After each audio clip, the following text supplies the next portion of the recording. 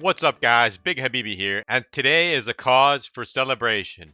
Well, not just today, the last couple days, and let me tell you why. Recently, the Orange Menace Lil Donnie has brought new regulations onto H1B visa workers. What are you doing? Okay. What are you doing? No! No! Listen to me! No! No! No! Thank you. That's such a good job. You will go to jail now. That's right. And I'm not even a Trump fan, but I gotta give credit where credit's due. So recently, Mr. Trump has just signed a proclamation that shakes up the H1B visa program. From September 21st, 2025, which coincidentally is the day of this recording, U.S. companies that want to bring in new H1B visa workers from outside the country will have to pay a one-time fee of $100,000 per application. There was rumors stating that it was a yearly $100,000 fee, but now apparently it's only a one-time fee of $100,000 per application. So it's not as good as we want, but it's still a step in the right direction. And not only that, unfortunately, the White House stated that this doesn't affect current H1B holders or renewals, only new petitions for workers abroad. And like I said, they clarified that it was not an annual fee, it only applies once at the time of filing. So what exactly does this mean? For employers, hiring overseas talents just got massively more expensive. So most companies will avoid sponsoring H1B workers unless it's something absolutely critical. And specifically from India, who make up the majority of H1B applicants and have abused the fuck out of the system.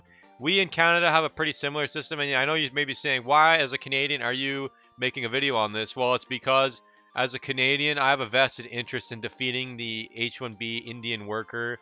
I guess here it's called Temporary Foreign Workers Program, but I have a vested war campaign to defeat migrant workers from India. And anywhere they're taking L's as a cause for celebration for me. So that is why I'm making this video. So now that you know the context, we have to move on to the reaction from the Indians. The Indians are not happy, guys. They have been seethe posting to Reddit. They have been crying. They have been acting like white people are completely racist towards them for no reason.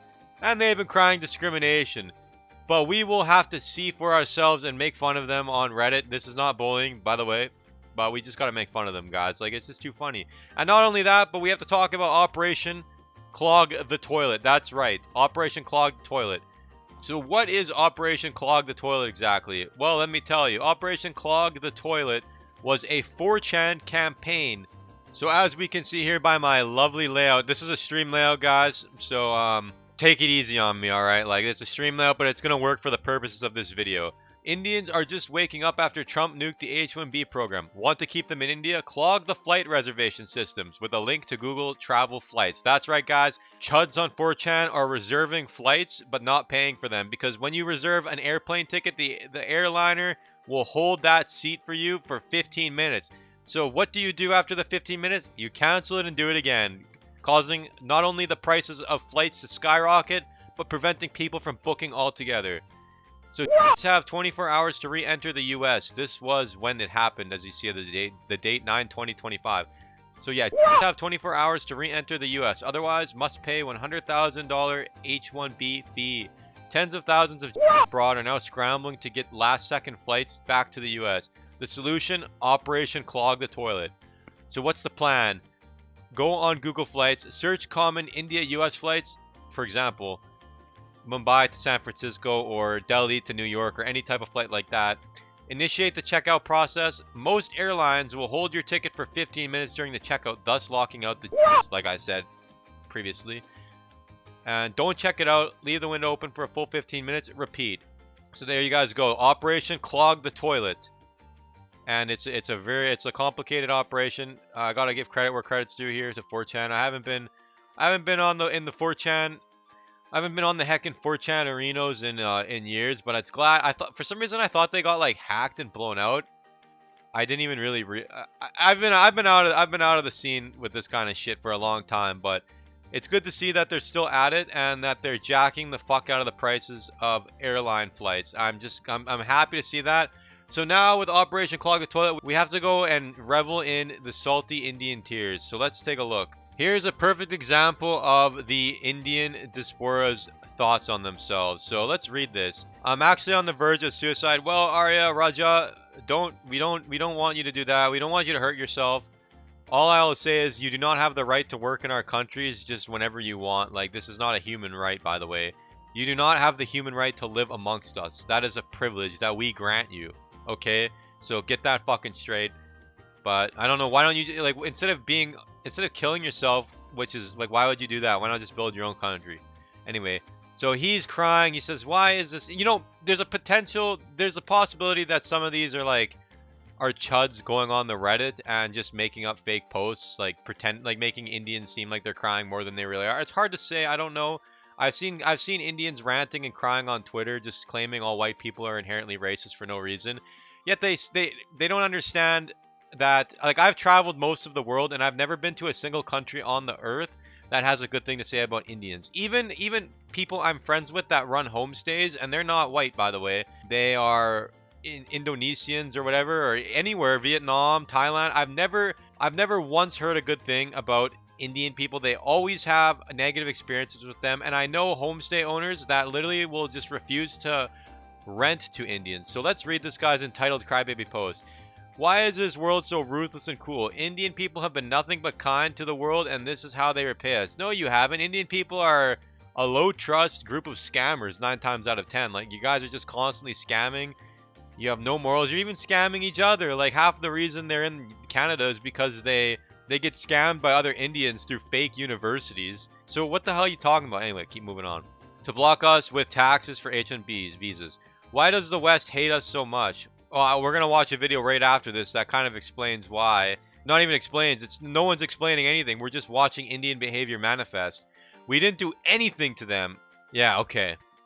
Whites have no sympathy for underprivileged people struggling to survive. Well, why? If you're so talented and you're so smart, how can you not fix your own country? Like, India's a chaotic mess. Why don't you go home and build your own nation back? What do you mean? You can survive in India.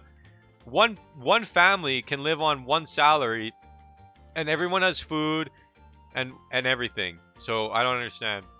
That's why I'm almost thinking this one's a little bit of a bait, but we're going to continue reading anyways, because, I mean, there's probably Indians that unironically think like this. So whites have no sympathy for underprivileged people struggling to survive. I've risked so much to live in the West, and now I'm being kicked back to square one by these xenophobic, racist, white oppressors. You're not getting kicked out if you're on an H1B, but you should be getting kicked out. And like I said, why is being our neighbor such a privilege? If we're such xenophobic, racist, white oppressors, then why are you coming to a white country? It doesn't make any sense. I was always a kind person. I never tried to hurt anyone, and yet I'm being treated like some kind of villain. Yeah, because you guys are you have no civic sense, and we're tired of you killing people on the road in trucks. Like, I'm sorry to say. I'm not sorry, actually. Fuck you. Like, people want to become my enemy. I'm actually so fucking depressed right now. Every single country hates us for no reason. I can't live in a world full of hatred. I'm thinking of just leaving forever. This life isn't for me.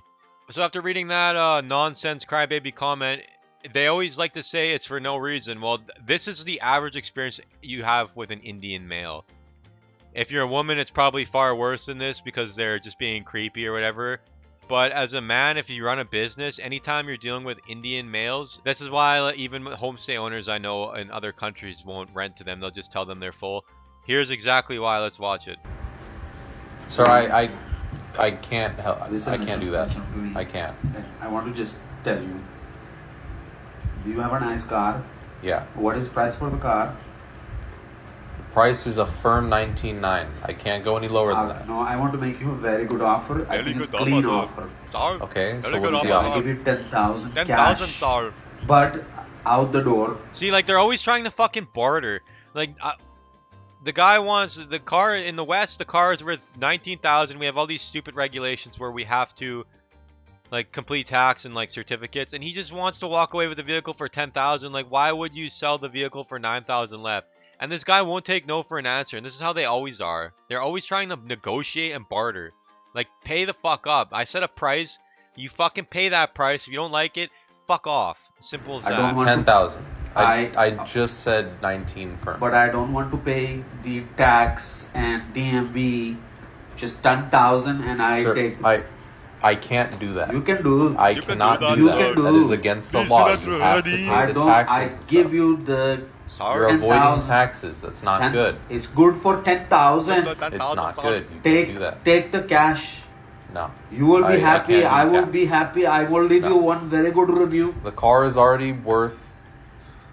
That is- it's that already. is- That's what I mean. It's like for no reason everyone doesn't like us. For no reason at all. Like there's everyone in the world just doesn't like us even though we're heckin' nice and wholesome. Like no really if everyone feels the same way about you regardless of nationality, creed or color or race or anything. If everyone feels the same way about you, then maybe it's time to look inward. Maybe you should stop this rampant racial nepotism.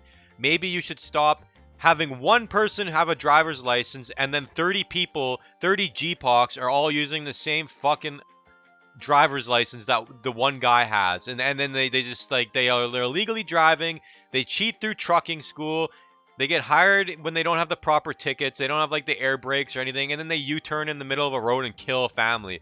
Or they kill a school bus full of children.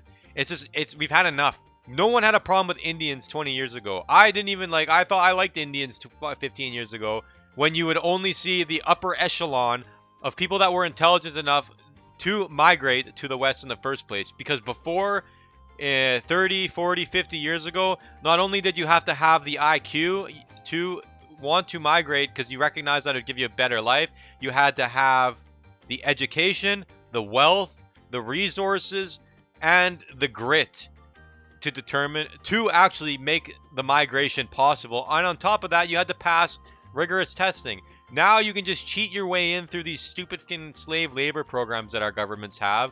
And now that we've seen the average. So this is why people used to have such a good opinion of migrants, because we would only see the people on the top end of the bell curve. And now we're seeing the center. And the center is kind of ugly. We're not going to lie. We don't like it. And to be honest, the reality is you guys just don't belong here. I'm sorry to tell you. Like, we don't want you here. Regardless of racism or not, we want to be around people like us and that will integrate with our society. We're not changing for you. So cry away and keep up Operation Clog. Well, I guess Operation Clog the Toilet doesn't need to happen anymore, but that's what Operation Clog the Toilet was. It's already too late because it's the 21st, so the policy's in effect. There's no more flying back, but what ends up happening with this, we'll figure it out as time goes on, and in the meantime, we'll keep enjoying Indian tears. If you guys liked the video, thanks for watching and subscribe. Yeah. One last thing I would like to mention. I didn't make this point, but why is there an H1B program in the first place when there is an absolute crisis of unemployment and youth unemployment is at record highs? So I think the horrible labor market report that came out kind of pushed Trump to put an end to this, because you cannot have rampant unemployment in a nation, and that's partially why they lowered interest rates as well. So I think it played a little bit of a factor, but why? Like, these boomers need to fucking realize that instead of trying to squeeze every last penny they can out of something, they need to train their descendants to do the job.